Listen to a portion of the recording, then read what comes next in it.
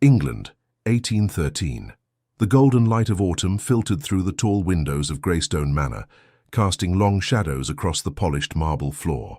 Flora Ashford, Duchess of Westmere, stood alone in the grand entrance hall, her fingers tracing the intricate patterns on a letter that had just arrived. 7 years had passed since she had accepted her fate as the wife of a man whose heart belonged to another. 7 years of solitude within the walls of a marriage that existed only on paper. "Your Grace," the butler announced with practiced formality, "His Grace the Duke has returned from London." Flora quickly composed herself, smoothing the front of her pale blue gown. "Thank you, Bennet. I shall greet him." The heavy oak doors swung open, revealing the imposing figure of Henry Ashford, Duke of Westmere. At 35, he remained one of the most sought-after gentlemen in England, tall, broad-shouldered, with piercing grey eyes that rarely softened. His dark hair showed the first hints of silver at the temples, a testament to the burden he carried.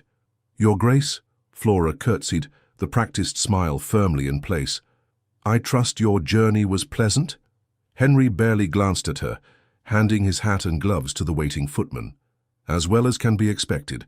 I have correspondence to attend to. I shall take dinner in my study." Without waiting for her response, he strode past her, his boots echoing against the marble floor. The familiar scent of sandalwood and leather lingered in his wake, the closest Flora ever came to her husband's presence. A maid approached cautiously. "Your Grace, shall I have a tray prepared for you as well?" "No, Eleanor. I shall dine in the small sitting room." Flora maintained her composure until Henry disappeared up the grand staircase. Only then did she allow her shoulders to drop, the mask of the perfect Duchess momentarily slipping. Lady Constance Harrington, Flora's closest confidant and companion, emerged from the drawing-room. At 40, with kind eyes and a sensible nature, she had been Flora's anchor in the turbulent waters of aristocratic life. "He returns like a storm cloud," Constance observed quietly. "Did he at least inquire after your health?" Flora shook her head, a sad smile crossing her features. "He never does.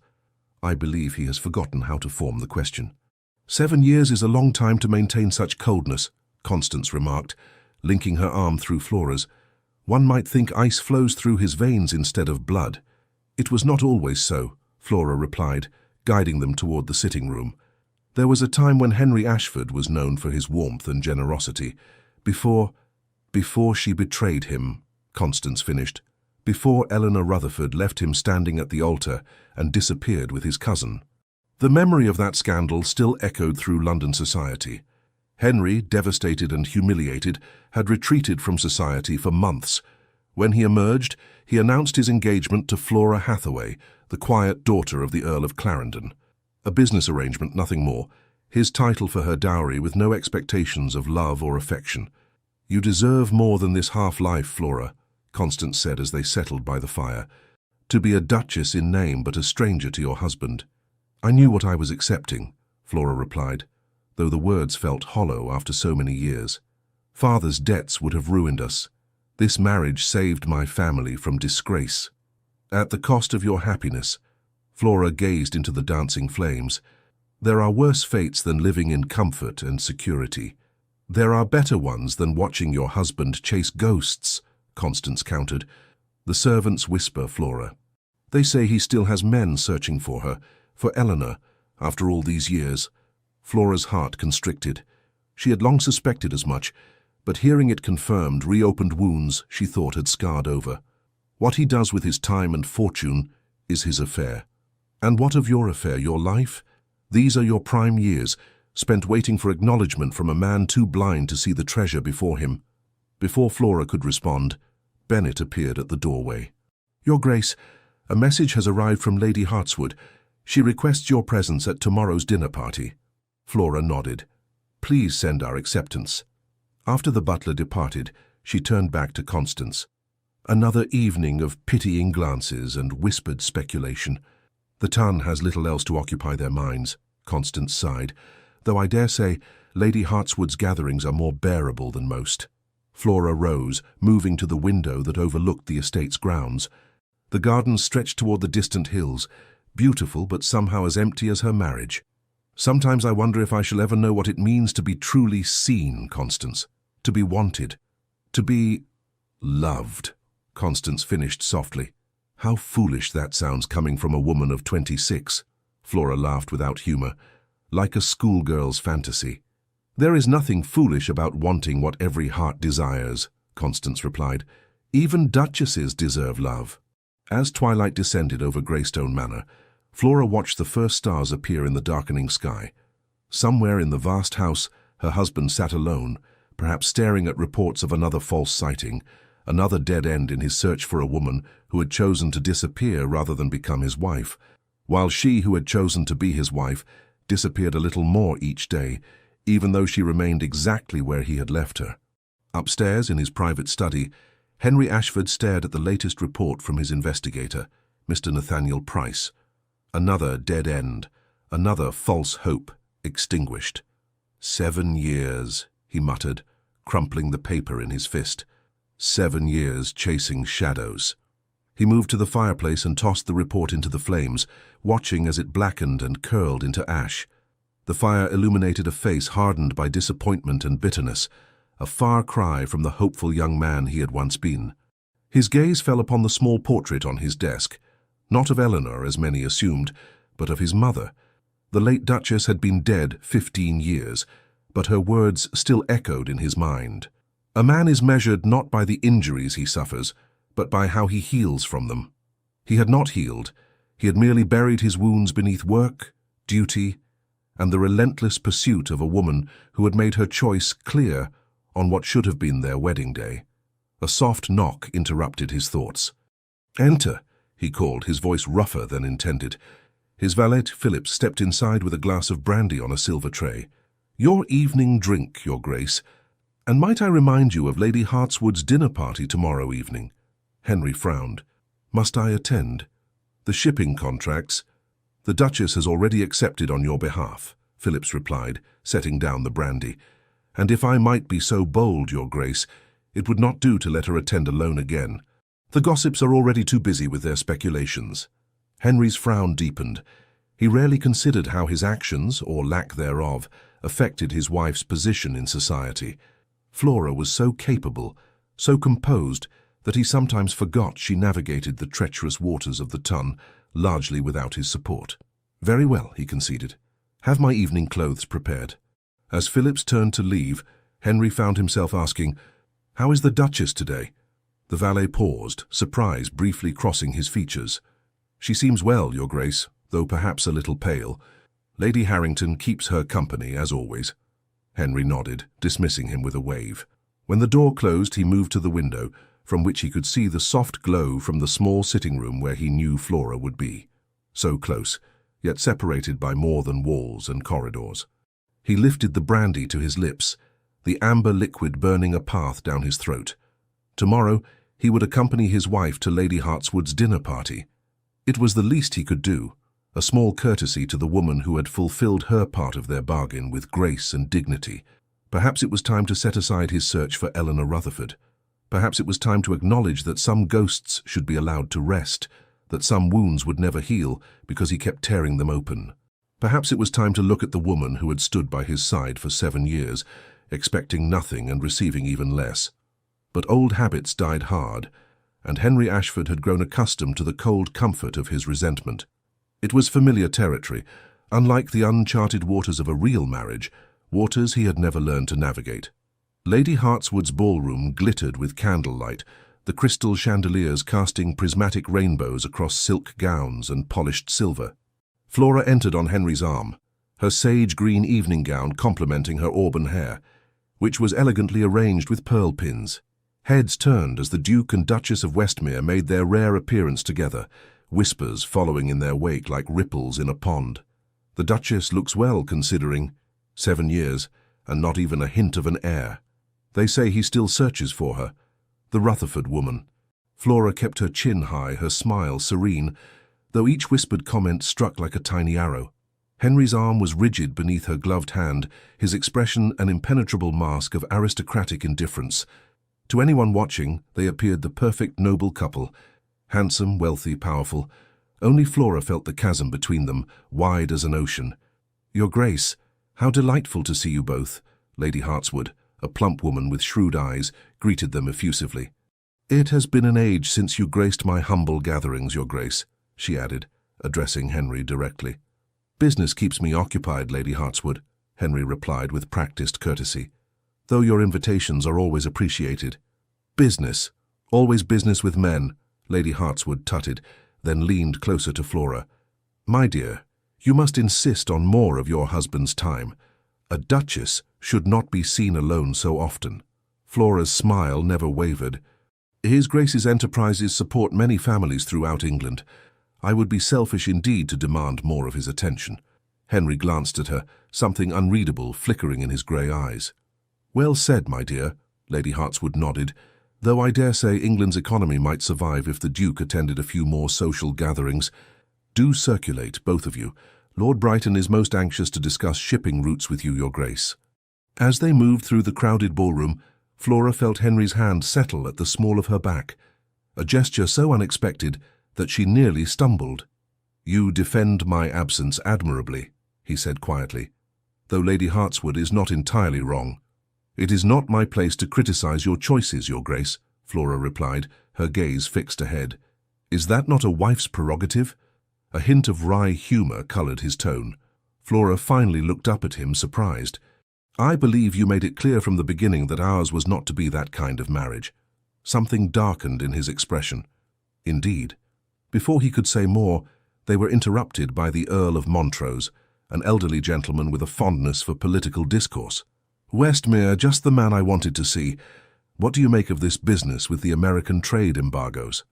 Henry excused himself, leaving Flora standing alone at the edge of the ballroom. Within moments, Constance appeared at her side. "I saw you enter with the Duke," Constance observed. "I nearly swooned from shock." Flora smiled despite herself. Phillips must have reminded him of his social obligations. "Or perhaps he finally realized he has the most elegant wife in London," Constance suggested, handing Flora a glass of champagne. "You look beautiful tonight, my dear. That shade of green brings out the gold in your eyes."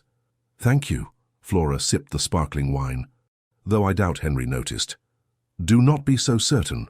Constance nodded subtly toward the far side of the room, where Henry stood with the Earl and several other gentlemen. "He has glanced in your direction no less than 3 times since leaving your side.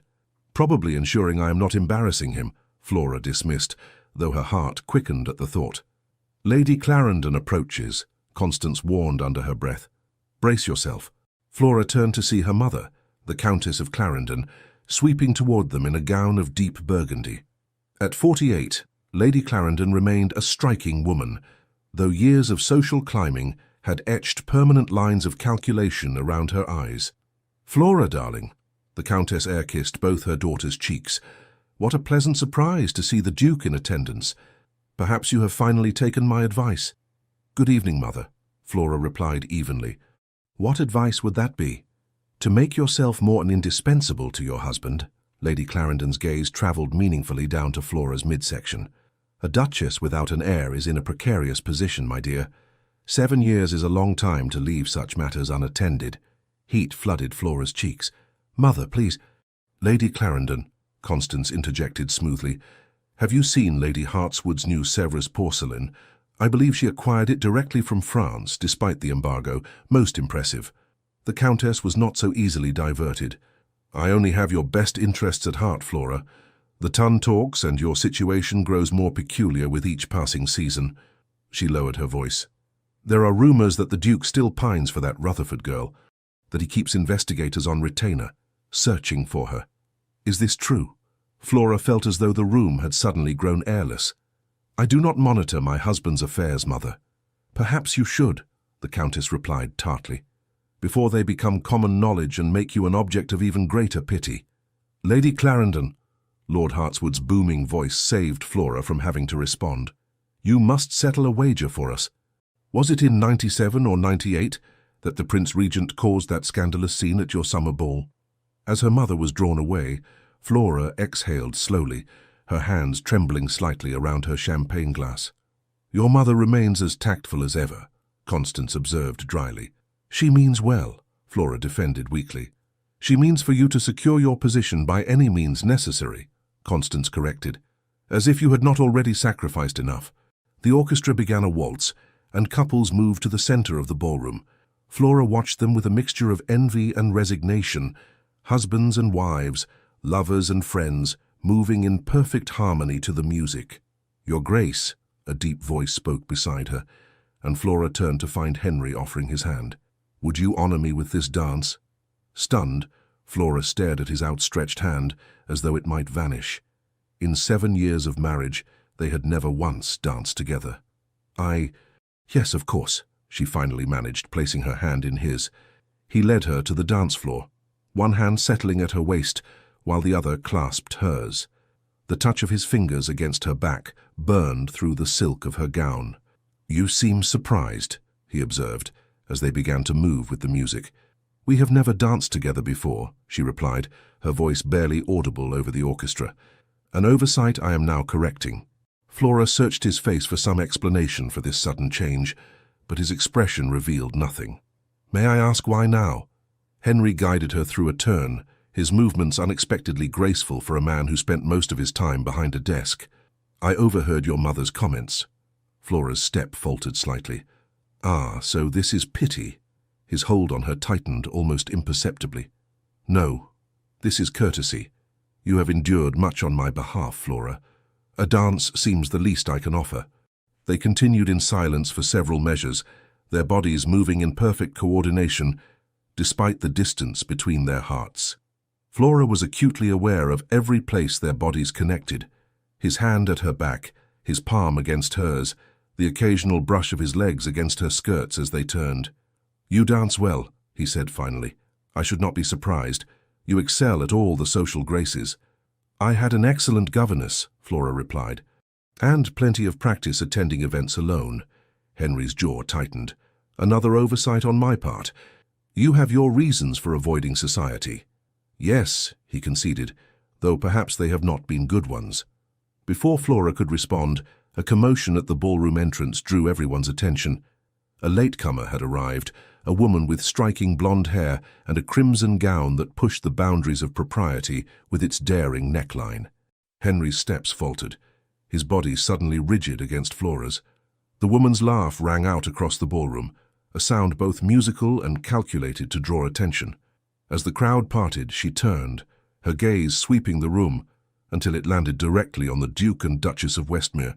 Flora felt Henry's sharp intake of breath, his hand tightening painfully around hers.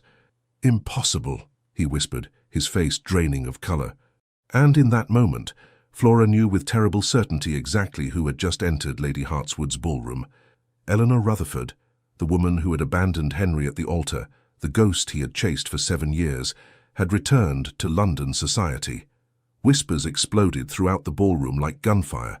Flora felt Henry's arm grow rigid beneath her hand, his breathing shallow as he stared at the woman who had shattered his heart 7 years ago. "Henry," Flora spoke quietly, urgently. "Perhaps we should—" "She's here," he said, his voice hollow with disbelief. "After all this time." Eleanor Rutherford, now Lady Eleanor Stanfield, according to the whispers racing around them, made her way through the crowd with practiced grace.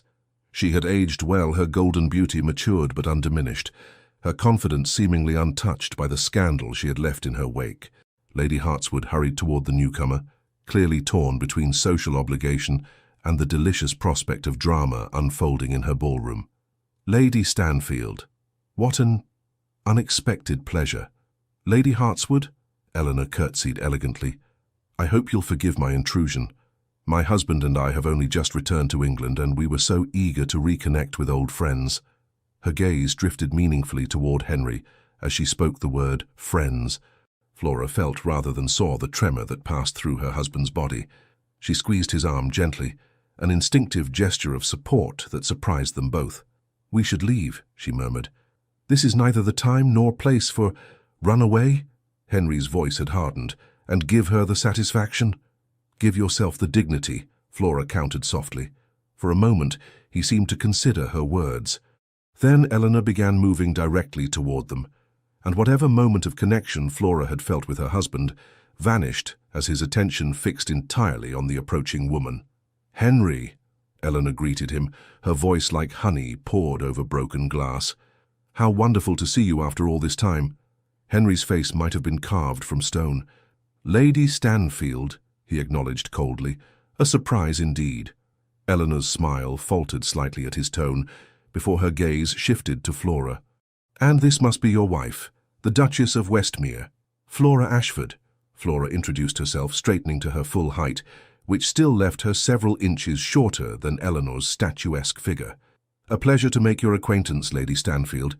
Eleanor's assessment was swift and dismissive, taking in Flora's more modest beauty, her simpler gown, her quieter presence. "Charmed, I'm sure." She turned back to Henry. "I had heard you married soon after our misunderstanding." "Misunderstanding?" Henry's voice was dangerously quiet. "Is that what you call it?" Eleanor had the grace to look momentarily discomfited. Perhaps this is not the venue for such discussions. Her gaze swept the ballroom, where dozens of eyes watched their exchange with barely disguised fascination. "I would welcome the opportunity to speak privately, to explain—" "There is nothing to explain," Henry cut her off. "7 years ago, you made your choice perfectly clear." "People change, Henry," Eleanor said, lowering her voice. "Circumstances change. My husband—" "Is he here?" Henry interrupted, his gaze scanning the crowd. "Your cousin, the man you chose over me." A shadow crossed Eleanor's perfect features. "Richard passed away 6 months ago, fever. I have returned to England a widow." The silence that followed her announcement hummed with unspoken implications. Flora felt the floor shifting beneath her feet, as though the carefully constructed world she had built around her marriage was beginning to crumble. "I am sorry for your loss," she said, when Henry remained silent, the words automatic, a duchess's training overriding personal feelings. Eleanor acknowledged the condolence with a slight nod. "Thank you, Your Grace. It has been a difficult adjustment." Her eyes returned to Henry. "One realizes in grief the true value of connections abandoned." Before Henry could respond, the orchestra began another waltz. Eleanor's perfect lips curved into a smile that held both invitation and challenge. "For old time's sake, Henry. One dance to show there are no hard feelings." Flora felt Henry's hesitation like a physical pain. 7 years of marriage, and he had danced with her only once, moments ago.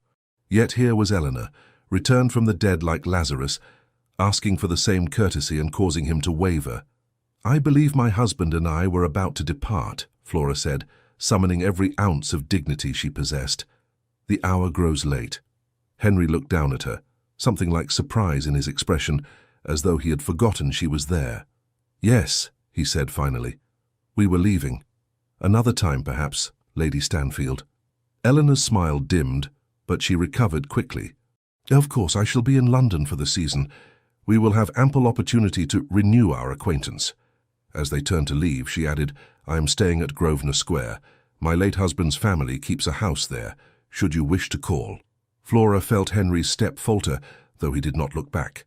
With as much composure as she could muster, she guided him through the crowd, accepting their cloaks from the footman, and stepped into the cool night air. Their carriage waited at the end of the gravel drive. Henry helped her in mechanically, his movements distracted, his mind clearly elsewhere. As the carriage pulled away from Lady Hartswood's illuminated mansion, silence stretched between them, thick with unspoken fears and questions.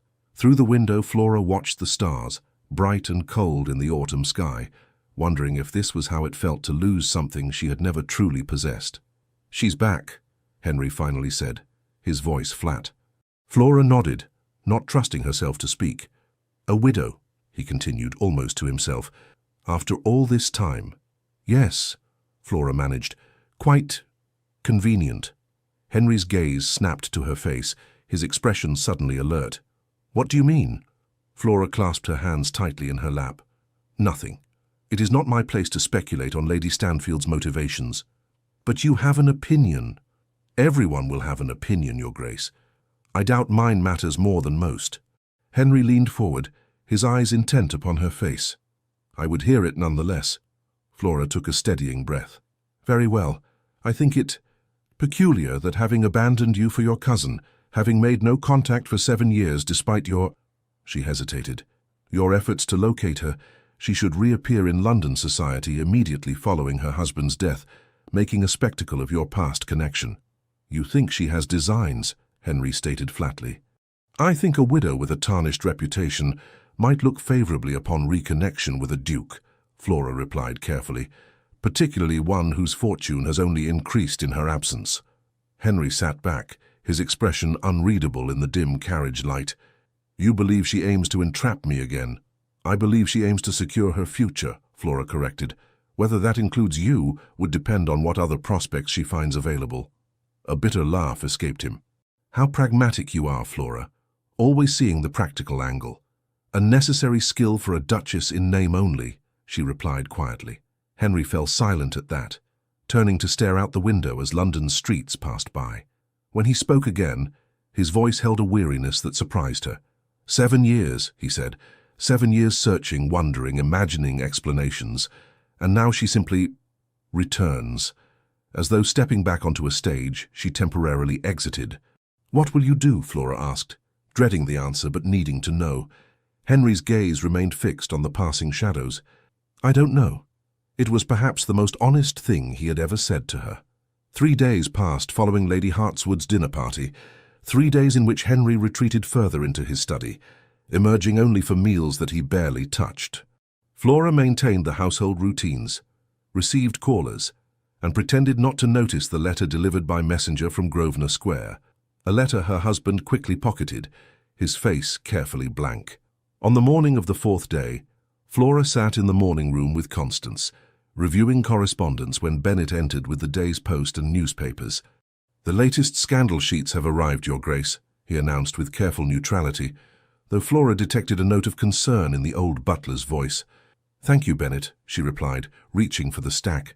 The moment he departed, Constance leaned forward. Well? What are they saying? Flora's hands trembled slightly as she unfolded the first paper, her eyes scanning until she found what she feared. Society sensation. The return of the runaway bride, she read aloud. Lady Eleanor Stanfield, née Rutherford, whose dramatic flight from the altar 7 years ago left the Duke of Westmere bereft, has returned to London a widow. Observers at Lady Hartswood's gathering noted a tense reunion between the former lovers, with the current Duchess of Westmere looking on. One wonders what the Duke makes of this unexpected development, particularly given the widely known circumstances of his hasty marriage to the daughter of the nearly bankrupt Earl of Clarendon, mere months after Lady Rutherford's departure. Flora set the paper down, her cheeks burning. Vultures, Constance spat. They twist the knife with such elegant phrasing. It is no more than I expected, Flora said, though the words stung nonetheless. Hasty marriage. Nearly bankrupt Earl. Sires, they might as well have written convenient financial arrangement. Your marriage has been a model of propriety, Constance insisted. Whatever its origins, you have been a credit to the Westmere name. A name that will die with Henry, if we continue as we have, Flora replied softly. Another fact that Tunn has not failed to notice. Before Constance could respond, the door opened again. This time it was Mrs. Hughes, the housekeeper, appearing unusually flustered. Your Grace, forgive the intrusion, she said, curtsying quickly. There is a situation that requires your attention. Flora set aside the newspapers. What is it, Mrs. Hughes? A young woman has arrived claiming to be... The housekeeper hesitated, glancing at Constance. Lady Harrington has my complete confidence, Flora assured her. Please continue. Mrs. Hughes lowered her voice, despite the closed door.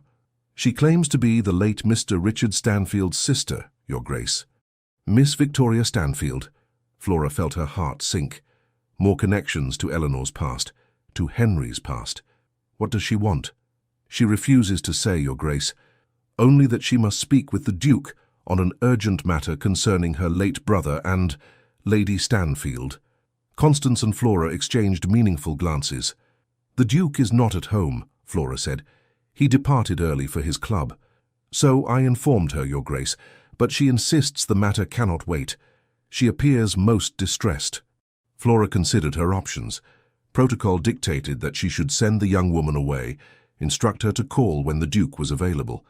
Yet curiosity, and perhaps something more protective, stirred within her. Show her to the blue drawing room, Flora decided. I shall speak with her myself. Flora, Constance cautioned. Is that wise? Probably not, Flora admitted, rising from her chair. But I find I am tired of being the last to know what transpires in my own household. Mrs. Hughes curtsied. Very good, Your Grace. 5 minutes later, Flora entered the blue drawing room to find a young woman pacing anxiously by the window. Miss Victoria Stanfield was perhaps 20 years of age, with dark hair and eyes that contrasted sharply with her brother's widow's golden beauty. She wore a simple travelling dress of navy blue, its quality good but not ostentatious, and her hands clutched a worn leather portfolio. Miss Stanfield, Flora greeted her. I am Flora Ashford, Duchess of Westmere. The young woman curtsied deeply. Your Grace, forgive this intrusion. I was hoping to speak with the Duke. My husband is not at home, Flora replied, gesturing for her visitor to be seated. But I understand you have an urgent matter to discuss regarding your late brother and Lady Stanfield. Victoria hesitated, conflict evident in her expression. It is a delicate matter, Your Grace. Perhaps I should return when the Duke is available. Miss Stanfield, Flora said evenly, taking a seat across from her, if this matter concerns Lady Eleanor Stanfield, then I believe it may well affect my household and my marriage. I would prefer to hear it directly, rather than filtered through society gossip.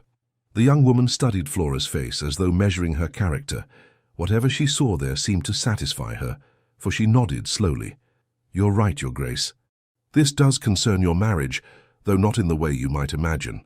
She took a deep breath. I've come to warn the Duke. My sister-in-law is not what she appears to be. Few of us are, Flora observed quietly. But few have orchestrated the level of deception that Eleanor has, Victoria countered, her voice gaining strength. My brother's death was no accident, Your Grace. I believe Eleanor poisoned him. The accusation hung in the air between them, monstrous and almost unbelievable. That is a very serious allegation, Flora said carefully. Do you have evidence? Victoria opened the portfolio she carried. Richard began suspecting something was amiss months before his death. He grew ill gradually, weakness, stomach pains, confusion. The doctors diagnosed a wasting disease, but Richard didn't believe it. She withdrew several folded letters. He wrote to me in secret, documenting his symptoms and his suspicions. She handed the letters to Flora, who scanned them with increasing alarm. Richard Stanfield's handwriting grew progressively more unsteady through the correspondence, his thoughts more disjointed, but the central suspicion remained clear. He believed his wife was slowly killing him.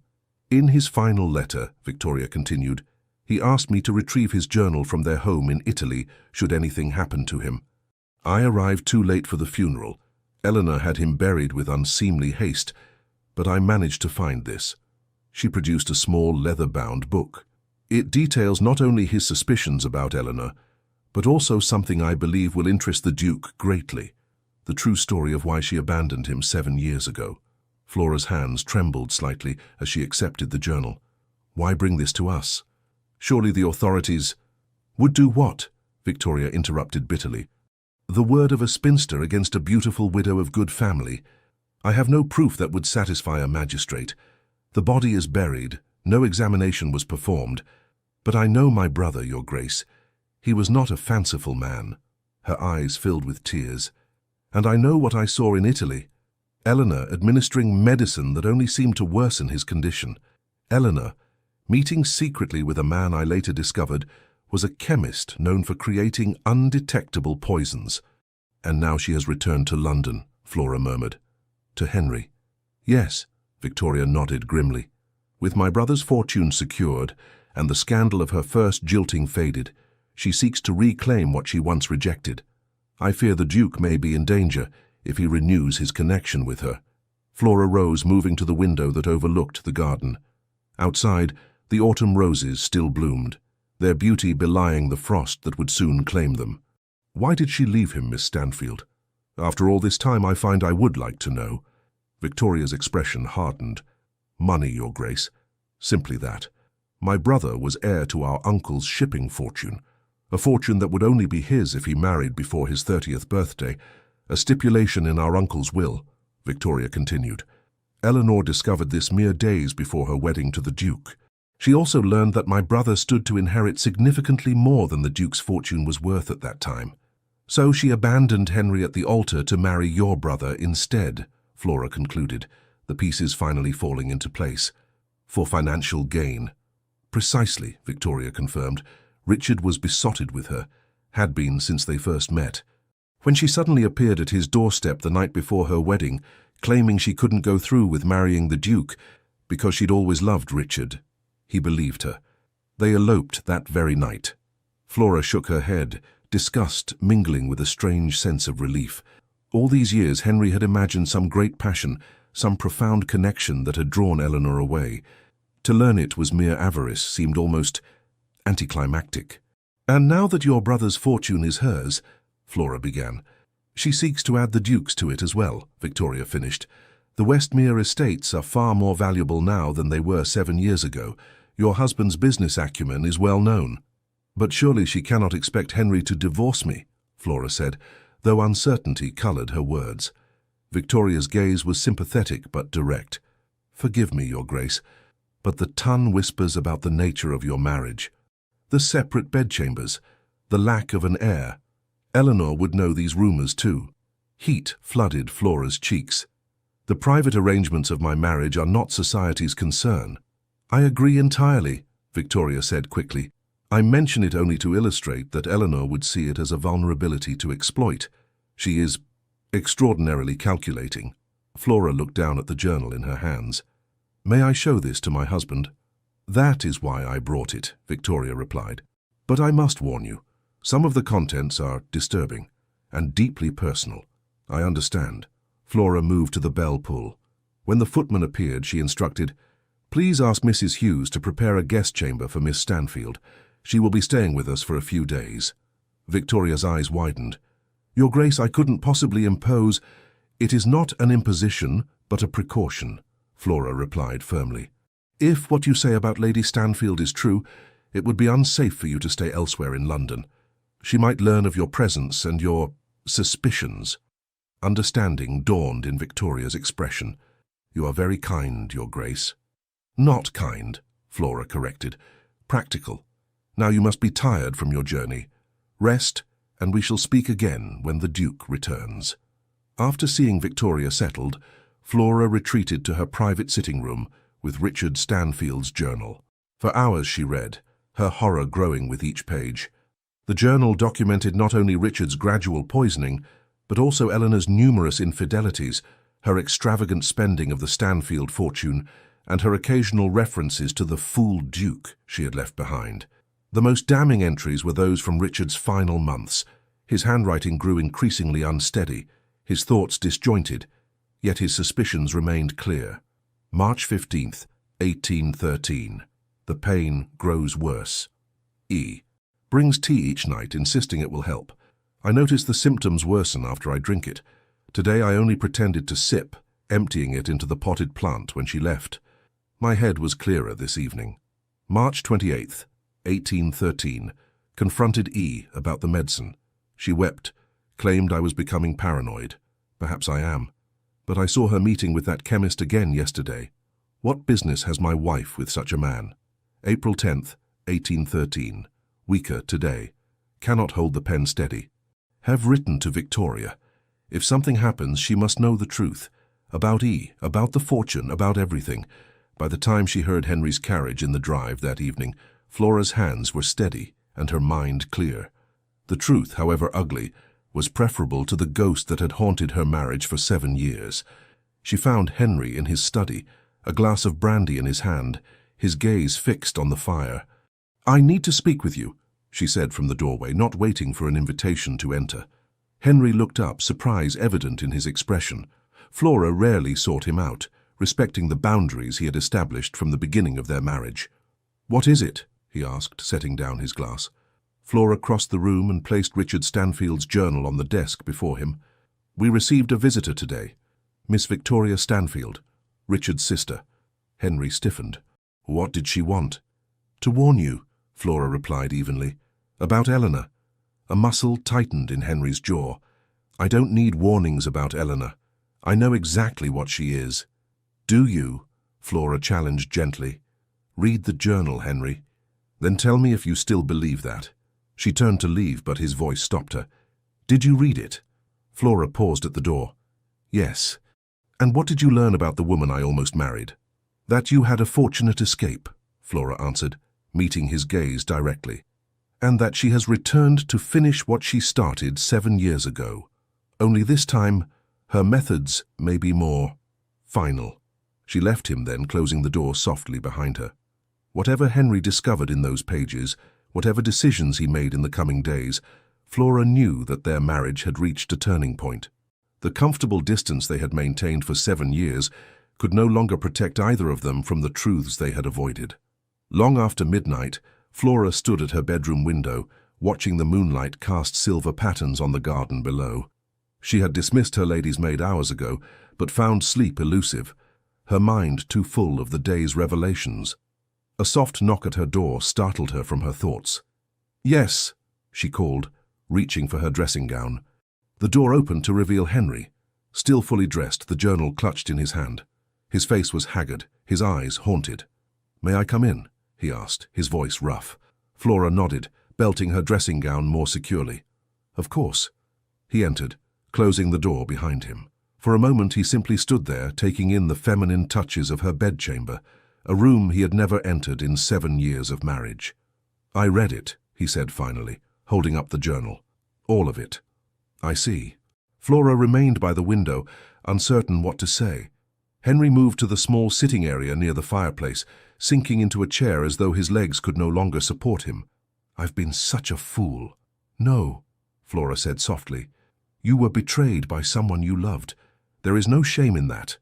He laughed bitterly. "Isn't there? 7 years, Flora. 7 years chasing a phantom, searching for answers, while all along—" He shook his head. "She left me for money. Simple avarice." "People have done worse for less," Flora offered, moving to sit across from him. "I received a letter from her," Henry confessed abruptly. "The day after the Hartswood dinner, she asked to meet, to explain everything. I nearly went." Flora's heart constricted. "What stopped you?" "You," he answered, surprising her. "What you said in the carriage that night, about her timing being convenient. It made me hesitate. And then Victoria arrived with this—" He tossed the journal onto the small table between them, as though it were something unclean. "What will you do now?" Flora asked, the question that had hovered between them for days. Henry looked up, truly seeing her perhaps for the first time. "Protect what is mine. If what Richard suspected is true, Eleanor is dangerous. She poisoned her husband for his fortune. She might well attempt the same with me. She would have to get close to you first," Flora pointed out. "Yes," Henry agreed. "Which is why we must present a united front. No more separate appearances at social events. No more rumors of a marriage in name only." Flora felt her pulse quicken. "What exactly are you proposing, Henry?" He leaned forward, his gaze intent. "A real marriage, Flora, or at least the appearance of one, enough to convince Eleanor and the ton that there is no vulnerability for her to exploit." "I see," Flora said carefully, ignoring the sharp disappointment that lanced through her. So of course it was strategy, not sentiment, that brought him to her door. "And how long would this performance last?" "Until the danger has passed," Henry replied, his expression unreadable. "Until Eleanor realizes her schemes will not succeed and leaves London." Flora rose, moving back to the window, needing distance. "And if she doesn't leave?" "Then we maintain the charade," Henry said simply. "It shouldn't be difficult. You've played the perfect Duchess for 7 years already." "Yes," Flora agreed, her voice steady despite the ache in her chest. "I have some experience with pretense." Henry stood, crossing to her. "This isn't fair to you, I know. You agreed to a marriage of convenience, not this." "I agreed to be your wife," Flora corrected him gently, "in whatever capacity you required." Something flickered in his eyes. Regret, perhaps, or realization. "I haven't been a husband to you in any real sense of the word." "No," she acknowledged. "You haven't."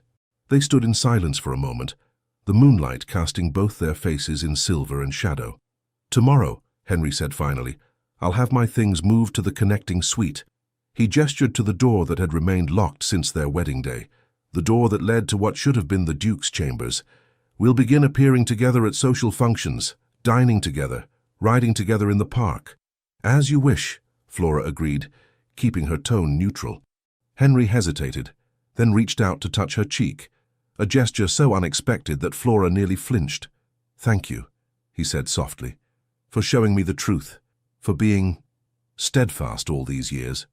Before she could respond, he withdrew his hand and moved toward the door. "Good night, Flora." "Good night, Henry," she whispered as the door closed behind him. Alone again, Flora pressed her fingers to her cheek, where his touch still lingered, wondering if it was possible to both gain and lose everything in the same moment. The next morning dawned cold and clear, the first true frost of autumn painting the garden in crystalline white. Flora watched from the breakfast room window as servants hurried across the lawn, breath clouding in the chill air. The frost seemed fitting, beautiful but temporary, like the new arrangement with her husband. "You're up early," Henry's voice came from the doorway. Flora turned, surprised to find him already dressed for the day. In all their years of marriage, they had rarely broken their fast together, each preferring the solitude of their private quarters in the morning hours. "I often am," she replied, "though we have not often kept the same schedule." Henry entered, accepting a cup of coffee from the waiting footman. Another oversight to be corrected. His words were light, but something in his tone caught Flora's attention. She studied him as he took a seat at the table, noting the shadows beneath his eyes, the tension in his shoulders. "Did you sleep well?" she asked, resuming her own place. "Hardly at all," he admitted. "The contents of that journal, I found them disturbing." "As did I," Flora agreed, spreading a small amount of marmalade on her toast. "Have you decided what to do about Lady Stanfield?" Henry's expression hardened. "I've instructed Bennet to refuse her at the door should she call, and I've sent word to my solicitor to begin investigating Richard Stanfield's death. If there is evidence of foul play, it should be brought to light." "And Miss Victoria? Will you speak with her today?" "Yes," Henry nodded. "I have questions about her brother's final days, details that might help build a case should one be necessary." They ate in silence for several minutes, the quiet broken only by the clink of silverware against china and the occasional rustle of Henry's newspaper. It was strange, Flora thought, how intimate a simple breakfast could feel after years of careful distance. "I received an invitation from Lady Somerset this morning," she said finally. "A musical evening tomorrow. We should attend together to begin our new arrangement." Henry looked up from his paper. "Yes, that would be suitable." He hesitated, then added, "You play the pianoforte beautifully. Perhaps you might be persuaded to perform." Flora nearly dropped her teacup. "You've heard me play?" "When?" A faint flush colored Henry's cheeks. "You often play in the music room in the evenings. Sometimes when I work late in my study, I hear you through the walls." "Oh," Flora said softly, strangely moved by the thought of Henry listening to her music, a private connection she'd never suspected. "Yes, I could play something if you wish." "I would," he said simply, returning to his paper. Flora finished her breakfast in contemplative silence, wondering what other small threads might have connected them over the years without her knowledge. As she rose to leave, Henry spoke again. "There will be talk, you know, about the sudden change in our public behavior." "There is always talk," Flora replied with a small smile. "Let them speculate. It matters only what we know to be true." Henry regarded her thoughtfully. "And what is true, Flora? About us?" The question caught her off guard, direct and searching in a way Henry had never been with her before. "That we are husband and wife," she answered carefully, "that we have built a life, however unconventional, that has suited our purposes for 7 years, and that now circumstances require adjustment." "A diplomatic answer," Henry observed, rising as well. "Worthy of a duchess." "The only answer I have to give," Flora replied, meeting his gaze steadily. Something unreadable flickered in his eyes. "For now, perhaps. But I find myself curious about what lies beneath the diplomatic duchess, the woman I've lived alongside for 7 years but never truly known." Before Flora could respond, Bennet appeared at the doorway. "Your Grace, Mr. Price has arrived. He says he has urgent information regarding the matter you discussed yesterday." "Nathaniel Price, my investigator," Henry explained to Flora. "Show him to my study, Bennet. I'll be there directly." As the butler withdrew, Henry turned back to Flora. "Would you join us? This concerns you as well now." Surprised by the invitation, Flora nodded. "Of course." Together they walked to Henry's study, a room Flora had rarely entered during their marriage. It was distinctly masculine, with dark leather furniture, oak-paneled walls, and shelves lined with leather-bound volumes. A large desk dominated one end, while a comfortable seating area surrounded the fireplace at the other. Nathaniel Price stood as they entered, bowing to them both. He was a slight, unassuming man with sharp eyes that missed nothing, precisely the qualities that made him an excellent investigator. "Your Grace," he greeted Henry, then turned to Flora. "Your Grace, a pleasure to see you again." "You have information, Price?" Henry asked, gesturing for them both to be seated. "Indeed, Your Grace, and most concerning." Price withdrew a notebook from his coat pocket. "As instructed, I began inquiries into Lady Stanfield's activities since her return to London. She arrived 3 weeks ago, taking a house in Grosvenor Square that belongs to her late husband's family. She brought with her a personal maid, a French cook, and a manservant, all hired in Italy." "Nothing unusual in that," Henry observed. "No, Your Grace. What is unusual is that she made contact with a certain apothecary in Covent Garden within 2 days of her arrival, a man named Simmons, known in certain circles for preparing specialized compounds." Flora exchanged a glance with Henry. "Poisons?" she asked quietly. Price nodded. "Among other things. Nothing that could be proven illegal, but his clientele tends toward the desperate or the dangerous." "Has she visited him again?" Henry asked. "Twice more, Your Grace. Most recently yesterday afternoon." Price consulted his notes. "She also made inquiries about your habits, Your Grace, your club, your preferred riding paths in the park, your business associations. She seems particularly interested in when you might be alone." A chill ran through Flora. "She means to approach him when I'm not present." "So it would appear, Your Grace," Price agreed. "There's more. Lady Stanfield has been making discreet inquiries about annulments and divorces among the peerage, specifically cases where marriages were dissolved due to lack of consummation." Flora felt heat rush to her face, even as her stomach knotted with dread. So Eleanor's plan was becoming clear. Isolate Henry, perhaps poison him slowly, as she had Richard Stanfield, while simultaneously investigating ways to invalidate his marriage. Henry's expression had darkened to something dangerous. "She plans comprehensively." "She does, Your Grace," Price confirmed. "There is one more thing. Lady Stanfield has arranged to attend Lady Somerset's musical evening tomorrow night." "As have we," Flora said, her voice steadier than she felt. "It seems the confrontation will come sooner rather than later." "So it would seem," Henry agreed, turning back to Price. "Continue your surveillance of Lady Stanfield. I want to know everywhere she goes, everyone she meets, and see what else you can discover about Richard Stanfield's death. His sister believes he was poisoned. Find out if there's evidence to support the claim." "Yes, Your Grace." Price rose, bowing again. "I'll report again tomorrow morning." After the investigator had left, Henry remained silent, staring into the fire. Flora watched him, noting the tight set of his jaw, the way his fingers drummed restlessly on the arm of his chair. "She won't succeed," Flora said quietly. Henry looked up, his gaze sharp. "How can you be so certain?"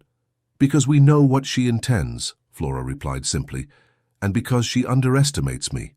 A ghost of a smile touched Henry's lips. "I believe I may have made the same mistake." "It's not an uncommon one," Flora said, rising from her chair. "Men often do." Before she reached the door, Henry spoke again. "Flora." She turned, waiting. "I'm sorry," he said, the words seeming to cost him considerable effort. "For 7 years I've been chasing a ghost while ignoring the woman before me. I've been less than the husband you deserved." The apology, unexpected and sincere, caught Flora off guard. "We both entered this marriage with open eyes, Henry. You never promised me more than you gave." "Perhaps that was the failing," he replied softly. "Perhaps I should have." Not knowing how to respond to this new, reflective Henry, Flora simply nodded and left the study, her thoughts in turmoil. Lady Somerset's musical evening was one of the most anticipated events of the autumn season. Her townhouse in Berkeley Square boasted a magnificent music room with exceptional acoustics, and she prided herself on presenting only the finest musicians and accomplished amateurs to her guests. Flora felt every eye upon them as she and Henry entered the already crowded room. She wore a gown of deep crimson silk, more vibrant than her usual subdued palette, with Henry's grandmother's rubies at her throat and ears. Henry, resplendent in black evening wear, kept his hand at the small of her back, a gesture that raised eyebrows among those accustomed to the polite distance the Duke and Duchess typically maintained in public. "My dears," Lady Somerset hurried forward, her face alight with curiosity, poorly disguised as welcome. "How delightful to see you both. And looking so well, I must say." "You're too kind, Lady Somerset," Flora replied warmly. "We've been looking forward to this evening. Your musical gatherings are always exceptional." "Indeed they are," Henry agreed, his hand remaining possessively at Flora's waist. "I understand my wife has agreed to favour us with a performance tonight." Lady Somerset's eyes widened slightly. "Has she indeed? How wonderful. We shall place you after Miss Harrington's violin sonata, Your Grace." As their hostess moved away to greet other guests, Flora felt a ripple move through the crowd. Following the direction of the murmurs, she saw Eleanor Stanfield making her entrance. The widow wore a striking gown of midnight blue that displayed her golden beauty to perfection, her hair arranged in an elaborate style studded with sapphires. Her gaze swept the room until it found Henry, and a smile of calculated warmth curved her lips. She began moving in their direction, only to falter slightly when she noticed Flora at Henry's side, his arm now around her waist. "She's surprised to see us together," Flora murmured. "Good," Henry replied quietly. "Let her wonder." Eleanor recovered quickly, approaching them with practiced grace. "Your Grace," she curtsied to Henry, then turned to Flora. "Your Grace. How lovely to see you both." "Lady Stanfield," Henry acknowledged coolly. "I wasn't aware you had an interest in music." "There are many things about me you've yet to learn, Henry," Eleanor replied, her voice dropping to an intimate tone. "Or perhaps relearn." Flora felt Henry's arm tighten around her waist. "I doubt that very much, Lady Stanfield. Some lessons once learned need no repetition." Eleanor's smile faltered slightly. "You seem different, Henry. Not the man I remember." 7 years changes a person," Henry replied evenly. "As does marriage to the right woman." The pointed emphasis on his words was not lost on Eleanor, whose gaze flickered to Flora, reassessing. "Indeed," she said smoothly. "Speaking of changes, I've only recently returned to London and find myself quite without escort for Lady Hartswood's masquerade ball next week. Perhaps you might recommend a suitable companion." The transparent attempt to separate Henry from Flora might have been amusing if it weren't so brazen. "I'm afraid I cannot help you there," Henry replied.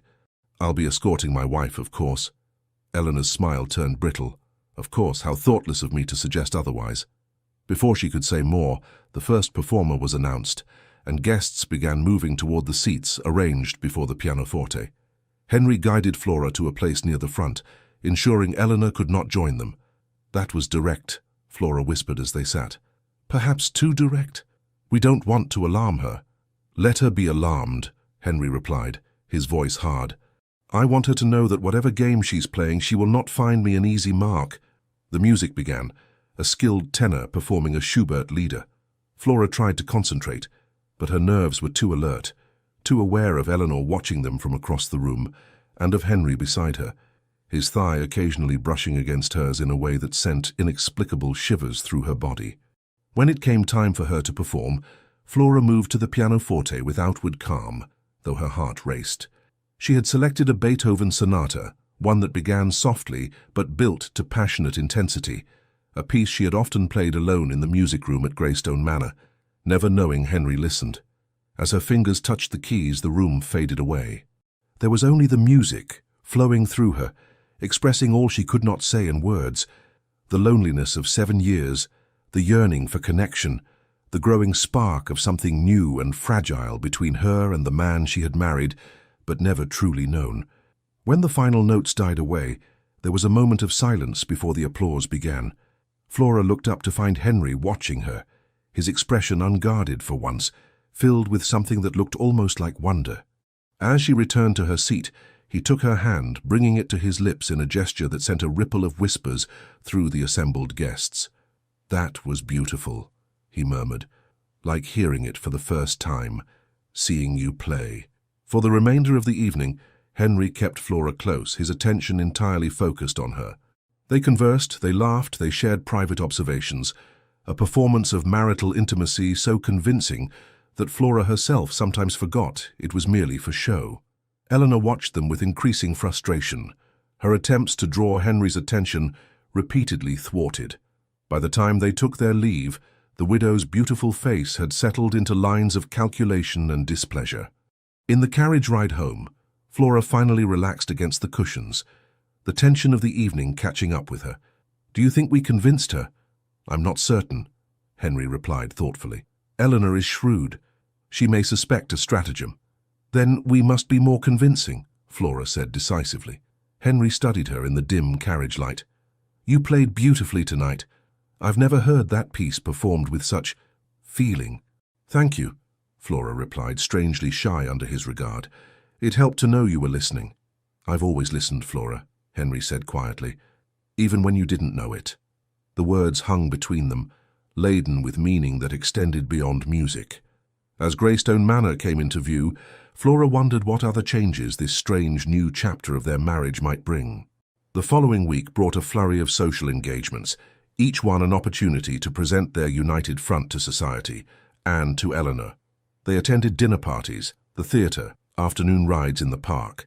Everywhere they went, Henry remained attentive, solicitous, his hand often at Flora's elbow or the small of her back, his eyes frequently seeking hers across crowded rooms. The Tun noticed, of course. Whispers followed them, speculations about what had caused this sudden change in the famously distant Duke and Duchess of Westmere. Some suggested a baby might be expected at last. Others hinted at a renewed marriage contract with more favourable terms for the Duchess. A few even wondered if the Duke had finally transferred his affections from the ghost of Eleanor Rutherford to the wife who had waited patiently for 7 years. Flora tried not to listen to the gossip, tried not to let her heart be swayed by gestures she knew were calculated for public consumption. Yet it became increasingly difficult to maintain her emotional distance as days passed, and the boundaries between performance and reality began to blur. Henry now breakfasted with her each morning. They dined together each evening. He sought her opinions on business matters, listened to her play the pianoforte in the evenings, walked with her in the gardens when weather permitted. Most significantly, he had moved his personal items to the connecting suite, though the door between their chambers remained closed each night. It was a convincing charade of marital harmony, so convincing that sometimes, in unguarded moments, Flora found herself forgetting it was not real. One morning, 10 days after their confrontation with Eleanor at Lady Somerset's musical evening, Flora sat at her dressing table while her maid arranged her hair for a riding excursion with Henry. A knock sounded at her door, and to her surprise, Henry himself entered, already dressed in his riding clothes. "Your Grace?" Her maid bobbed a curtsy, surprised by the Duke's unusual appearance in his wife's private chambers. "Leave us, please, Jane," Henry requested. "I need to speak with the Duchess privately." When the maid had gone, Henry crossed to Flora, his expression grave. "Price has brought news. It seems Eleanor has accelerated her plans." Flora's hand stilled in the act of fastening a pearl earring. "What has she done?" "She's been spreading rumours," Henry replied, his jaw tight with anger, "suggesting that our marriage was never consummated, that you remain as much a maiden as the day we wed." Heat rushed to Flora's cheeks. "That's outrageous." "It's calculated," Henry countered. "She's laying groundwork for the suggestion that our marriage could be easily annulled, should I wish to be free of it." Flora rose from her dressing table, moving to the window to hide the hurt that flashed across her face. "I see. And what do you wish to do about these rumours?" She heard Henry move behind her, felt his presence close at her back. "There's only one way to definitively quash such speculation," he said quietly. Flora turned, finding him much closer than she'd expected, his grey eyes intent upon her face. "Which is?" "To make it abundantly clear that you are my wife in every sense of the word," Henry replied, his voice dropping lower. "To ensure that no one, including Eleanor, can doubt the nature of our relationship." Flora's heart began to beat faster. "And how do we accomplish that?" "We must share a bedchamber," Henry said simply. "Not just for appearances, the servants' talk, but in truth." The implication hung in the air between them, charged with 7 years of distance and the strange new intimacy that had been growing over the past fortnight. "You wish to consummate our marriage," Flora stated, needing to hear the words plainly spoken. "After 7 years." "Yes." Henry took a step closer. "If you are willing." Flora searched his face, looking for signs that this was merely another strategic move, another piece in the game against Eleanor. What she saw instead confused her. Desire, certainly, but also uncertainty and something that looked almost like tenderness. "Why now, Henry?" she asked softly. "Is it only because of Eleanor's rumors?" He hesitated, then shook his head. "No, not only that." "Then what?" Henry ran a hand through his hair, a gesture of frustration she had rarely seen from him. "I don't know how to explain it, Flora. These past weeks, seeing you differently, being with you differently, it's as though a fog has lifted. I find myself thinking of you at odd moments, wanting to hear your opinions, wondering what might make you smile." He paused, struggling visibly with words that did not come easily to him. "The truth is, I've been a fool. For 7 years I've been living with a remarkable woman and never bothered to truly know her. And now that I've begun to see you, really see you, I find I want more." Flora's breath caught in her throat. "More? More of you," Henry said simply. "More than this careful performance we've constructed.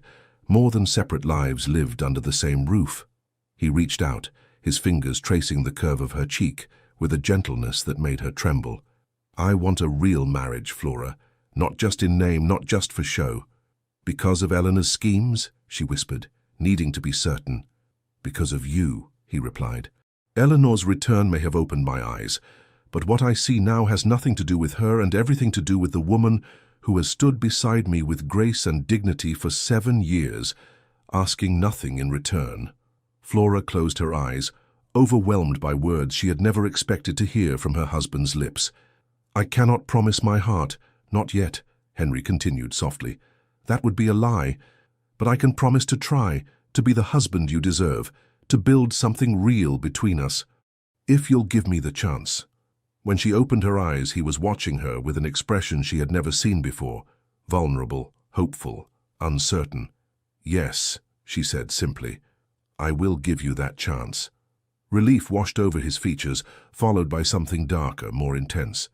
Slowly, giving her time to withdraw if she wished, he leaned down and pressed his lips to hers, their first kiss in 7 years of marriage.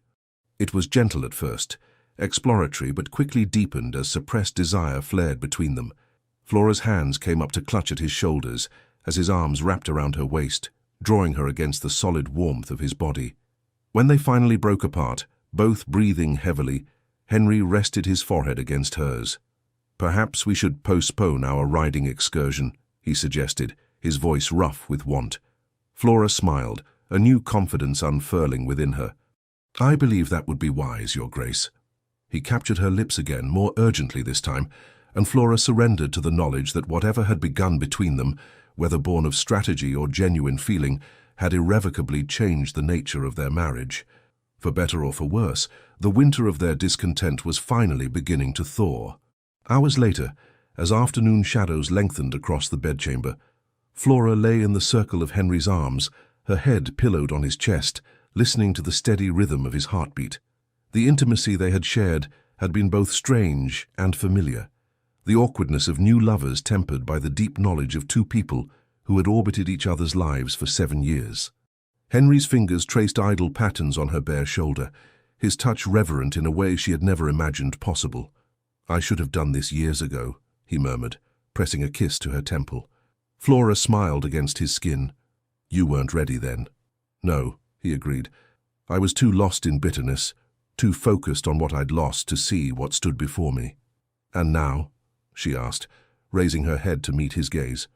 Henry tucked a strand of auburn hair behind her ear, his expression thoughtful. "Now I find myself wondering how many other treasures I've overlooked through my own blindness." The tenderness in his voice brought a lump to Flora's throat. She had guarded her heart for so long, convinced that Henry would never see beyond the convenient arrangement of their marriage. To have him look at her now with such warmth, such consideration, was almost more than she could bear. "We should dress for dinner," she said, reluctant to break the spell, yet wary of allowing hope too much reign. Henry caught her hand as she moved to rise. "Flora," she turned back to him, questioning.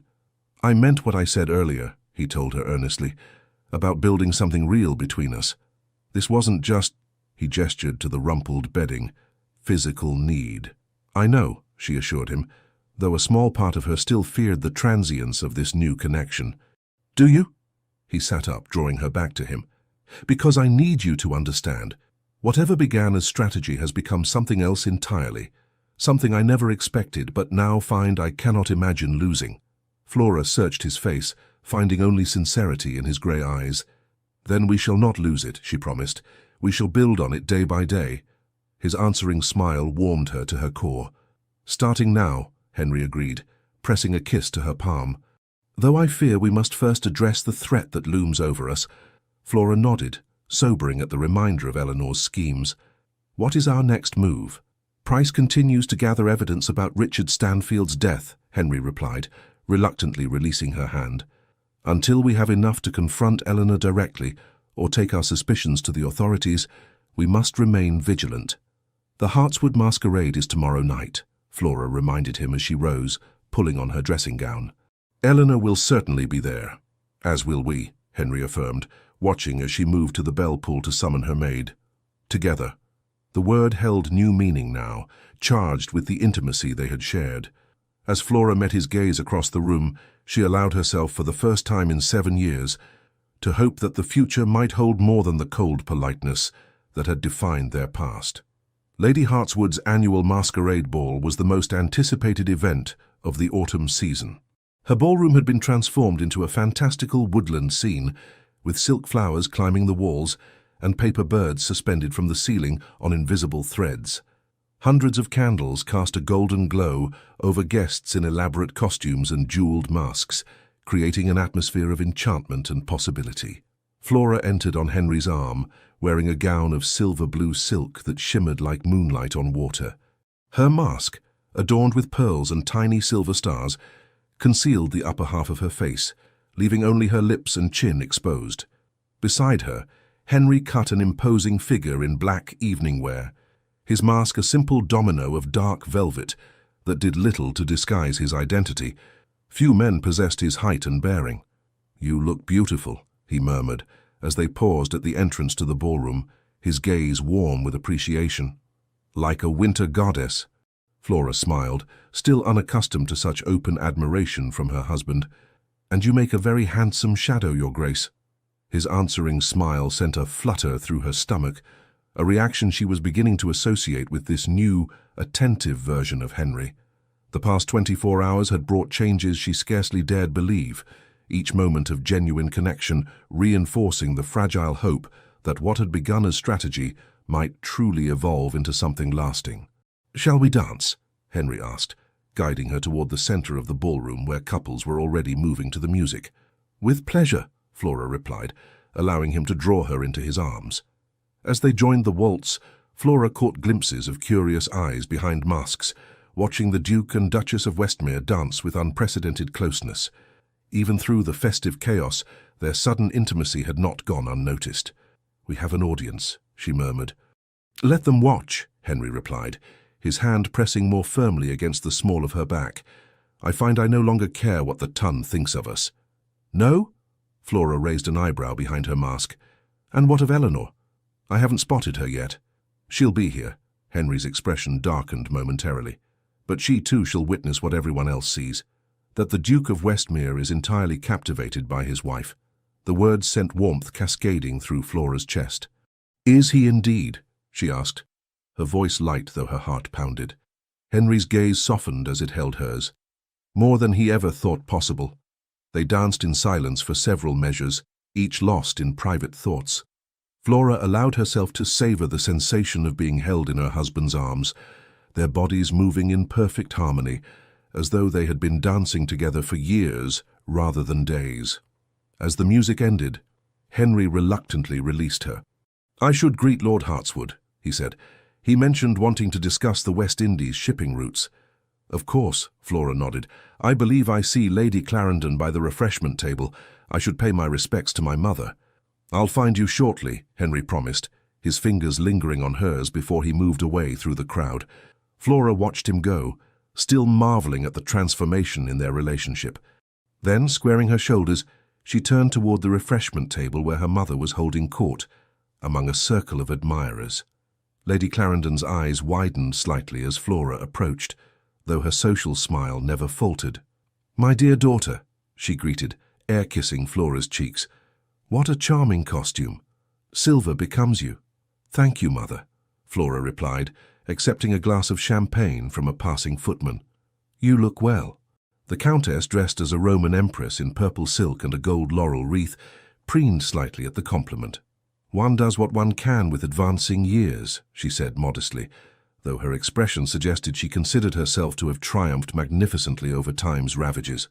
As the other guests drifted away, Lady Clarendon leaned closer, her voice dropping. I've been hearing the most interesting rumours, Flora, about you and the Duke. Have you indeed? Flora kept her tone neutral, though she couldn't suppress a small smile. They say you've become closer, her mother continued, shrewd eyes studying Flora's face. That the Duke hardly leaves your side these days. That he looks at you as though seeing you for the first time. Perhaps he is, Flora replied simply. Lady Clarendon's painted brows rose higher. My dear, has something changed? After all this time? Before Flora could respond, a ripple of whispers spread through the ballroom, drawing their attention. Eleanor Stanfield had arrived, and her entrance was nothing short of spectacular. Dressed as Cleopatra, she wore a gown of shimmering gold that clung to her statuesque figure, her blonde hair elaborately arranged and intertwined with gold serpents. Her mask, shaped like the wings of a golden falcon, highlighted her striking blue eyes. Even among the lavishly costumed guests, she commanded attention, her beauty heightened by the dramatic costume. The widow makes her move, Lady Clarendon observed dryly. Rather obvious, isn't it? Eleanor Stanfield has never favoured subtlety, Flora replied, watching as the blonde woman scanned the ballroom, clearly searching for someone. Her mother's gaze sharpened. You know her? We've been introduced, Flora said carefully. She was at Lady Somerset's musical evening.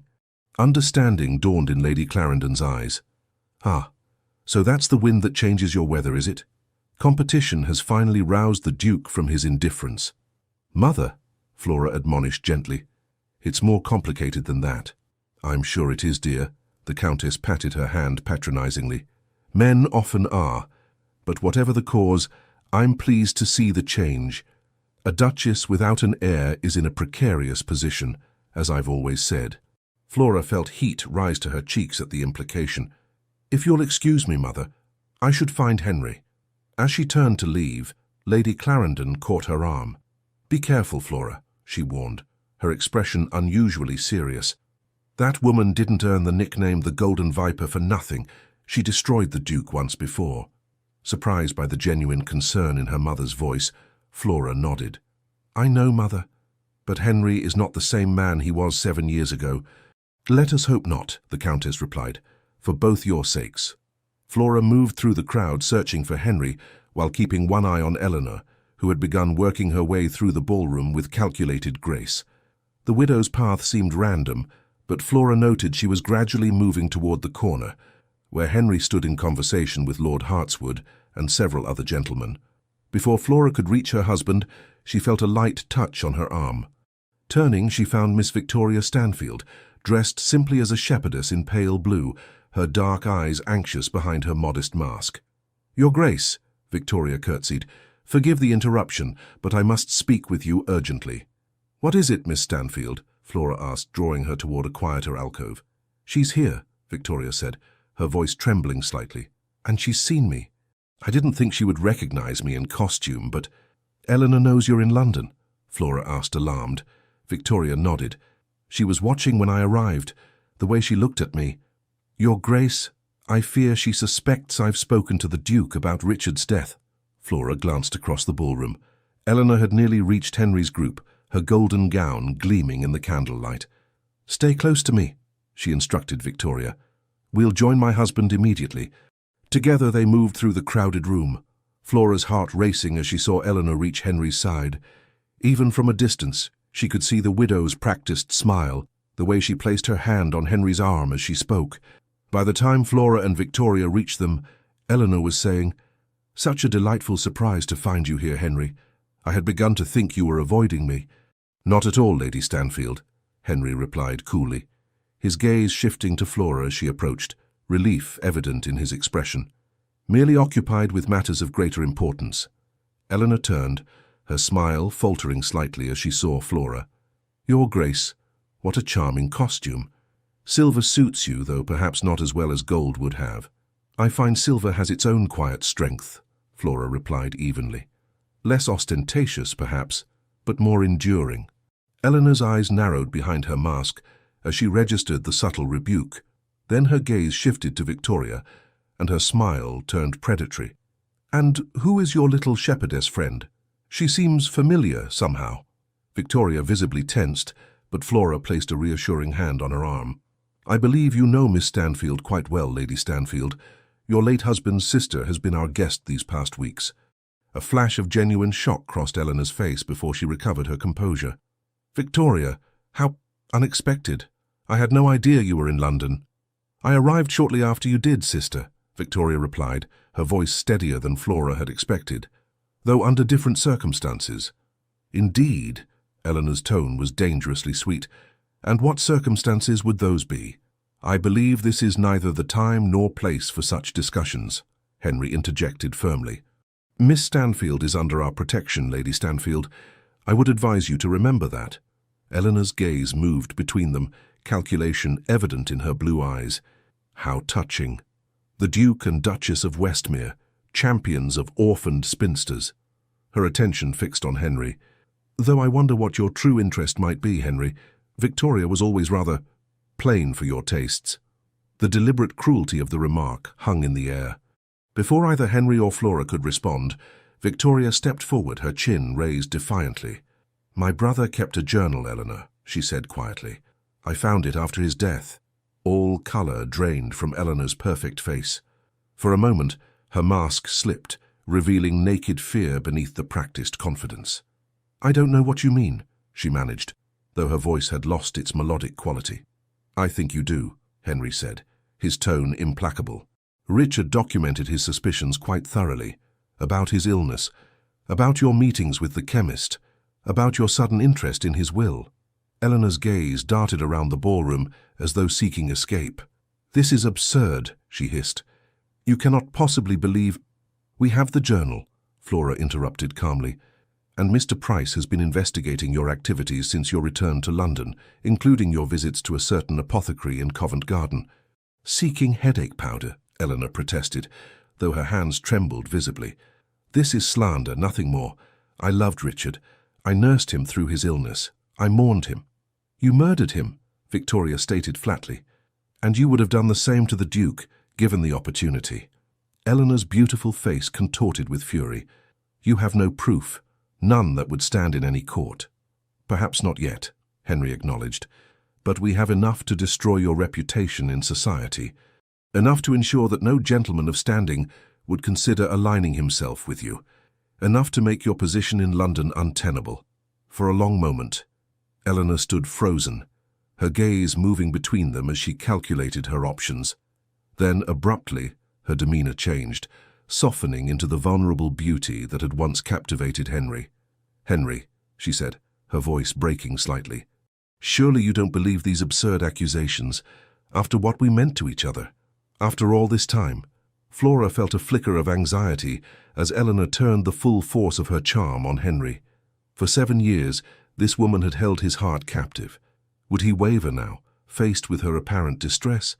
But Henry's expression remained unmoved, his grey eyes cold as he regarded the woman who had once been his fiancée. What we meant to each other, he repeated. You left me at the altar for my cousin and his fortune. You made me a laughingstock before all of society. And now you return, a widow under suspicious circumstances, making discreet inquiries about annulments and divorce laws. He shook his head, a look of wonder crossing his features. For 7 years I searched for you, wondering what had gone wrong, what I might have done differently. What a fool I was. Eleanor's facade cracked further, desperation replacing calculation in her eyes.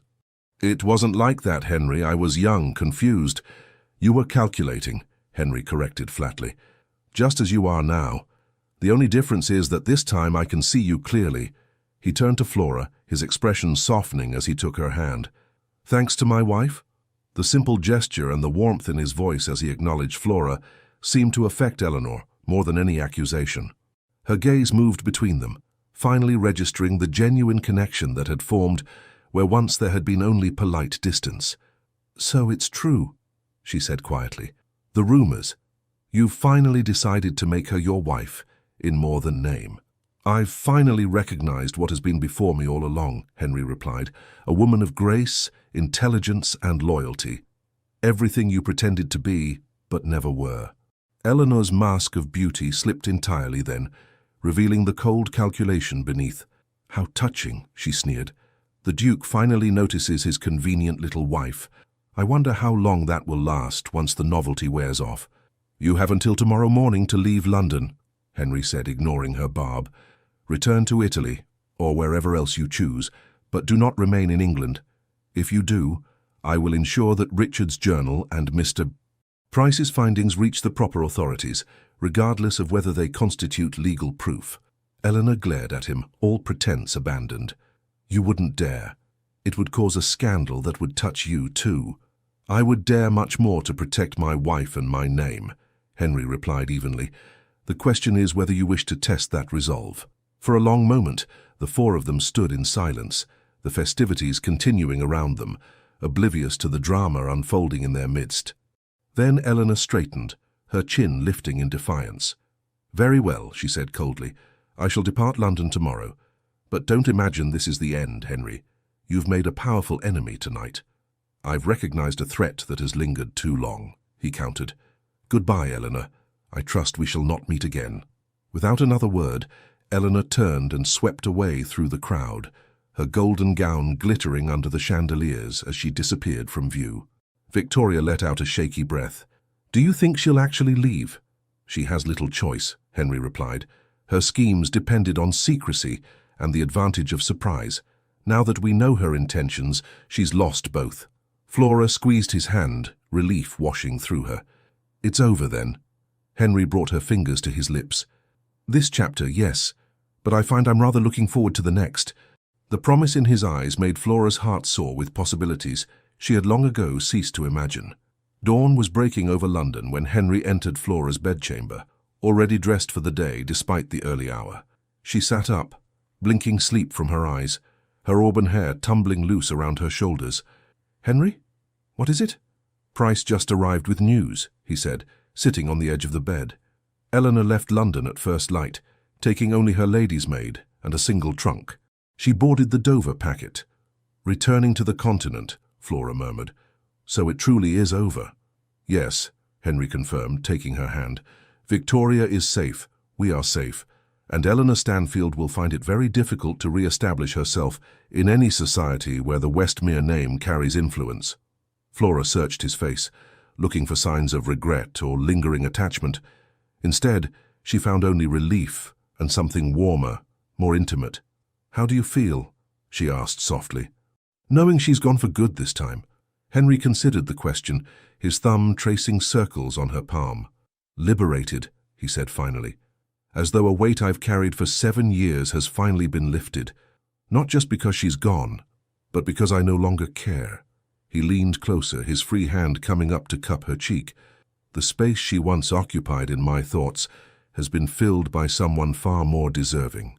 Flora's breath caught at the tenderness in his touch, the sincerity in his grey eyes. Henry, I know we began this, us, as a strategy against Eleanor's schemes, he continued, but somewhere along the way it became real for me. More real than anything I've felt in 7 years. He hesitated, then pressed on. I cannot promise you the innocent heart of the man I was before Eleanor's betrayal. That man is gone. But I can offer you the heart I have now, older, perhaps wiser, and entirely yours if you want it. Tears pricked at Flora's eyes as the words she had never expected to hear fell from her husband's lips. Are you saying you love me, Henry? A smile curved his mouth. I believe I am, Flora Ashford, though I'm making rather a mess of it. Joy bubbled up within her, bright and effervescent as champagne. On the contrary, she whispered, drawing him closer. I think you're doing splendidly. His kiss was gentle at first, a question and a promise combined, before deepening into something more urgent, more passionate.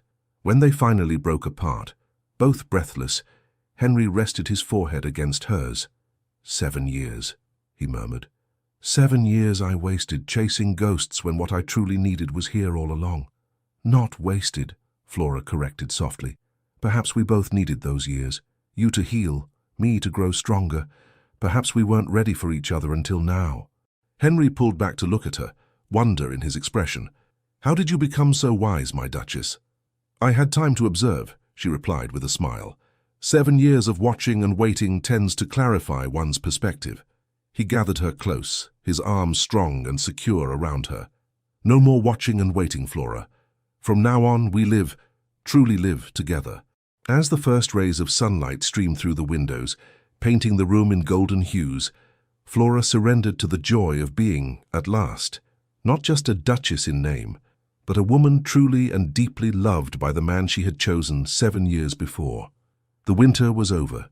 Spring had finally come to Greystone Manor. The end. Dear listener, as we close this journey with Flora and Henry, perhaps you find yourself reflecting on the winters of your own life, those periods where the heart remains in waiting, where time seems frozen in a season of distance. Like Flora, many of us know silent patience, dignity in the face of indifference, love that persists even when unacknowledged. 7 years might seem a long time to wait for a new dawn, but in the wisdom of golden years, we know that time works in our favor, shaping us, strengthening us, preparing us. The beauty of this story lies not just in the rekindled romance, but in the truth it whispers to our spirit. It is never too late for the heart to awaken. It is never too late to see what has always been before us, to treasure what time and habit have rendered invisible. May this story be a gentle reminder that even in the longest nights of your life, dawn is on its way. May your nights be blessed with peaceful sleep, protected by the knowledge that each day brings new possibilities for reconnection, rediscovery, second chances. And when the night seems long and your thoughts restless, remember Flora, who maintained her grace and strength through 7 winters, only to discover that spring was waiting, patient, for the perfect moment to bloom. May you rest peacefully tonight, wrapped in the certainty that for you too spring always comes, even after the longest winter. With gratitude for sharing this journey with us, the Legends of the Fall team. Thank you for staying with us until the end. If this story moved you, we kindly invite you to subscribe to our channel, like, comment, and share this video with others who might be longing for tales of love, redemption, and second chances. Your support means the world to us, and it is what encourages us to continue creating stories full of emotion, hope, and transformation. At the end of this video, you will find a suggestion for another beautiful story from our channel. Click and be surprised by another emotional journey just as powerful as this one. With all our gratitude, the Legends of the Fall team.